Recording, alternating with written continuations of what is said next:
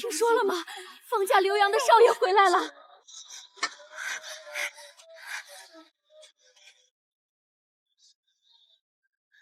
兖州，3年了，你终于留洋回来了。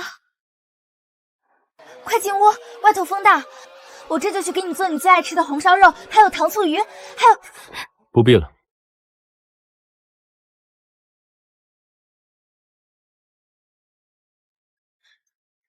兖州，这是谁啊？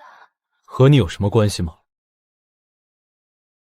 我们在鸿宾楼给延州订了接风宴，延州他现在留洋归来，怎么能有你这粗茶淡饭招待？这些都是延州从小到大最喜欢的，我会选最贵的买。小时候他发烧，什么都吃不下，我就在码头帮人缝了几天帆布，换了钱给他买了一条鱼，熬了汤。就那次，他喝完汤还吃了一整碗米饭呢。我不喜欢，要不是为了填饱肚子，我一点都不会碰。念慈，一路奔波，累了吗？我不累。兖州，你之前就是在这样的环境下生活的，过的这样的苦日子。不是的，我没有亏待，我没有亏待过他。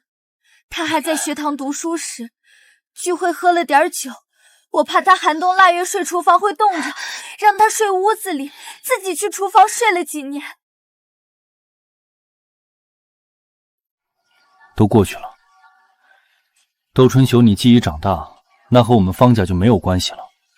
方家落败，全将方家长女拼命做工，才供他读书留洋的。是啊，知恩不图落败，这一留洋回来，转头就不认人了。但毕竟你帮了我，说吧，想要什么报答？窦春晓，让方少爷给你出大宅子，以后再也不用住破屋，不用怕漏雨受冻挨寒了。哎呀，要房子哪够，还得是要钱。你是这方家从小养大的养女，依我看，倒不如让延州娶了你，这才是一劳永逸的最好报答。延州，他是帮了你不假，但也不过是受了些分内的罪。有些人惯会居功邀功、挟恩图报，这般纠缠不休，是不是都可以告到局子里讨个公道？好好想想需要什么，等恩情还完，我们就两清了。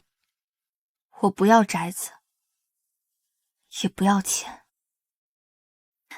帮我把当年你给我的那枚玉佩买回来吧。当年你学堂欠费，我把它典当了，说好等有钱了就买回来的。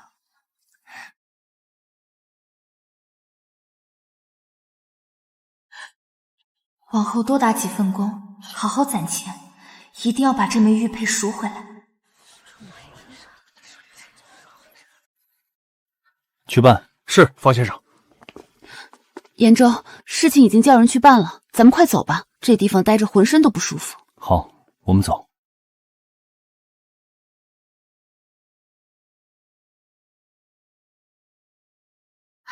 还真叫人说对了，那方家少爷就是个白眼狼。你做工供他读书，他根本就没把你当自家人，你以后可怎么办啊？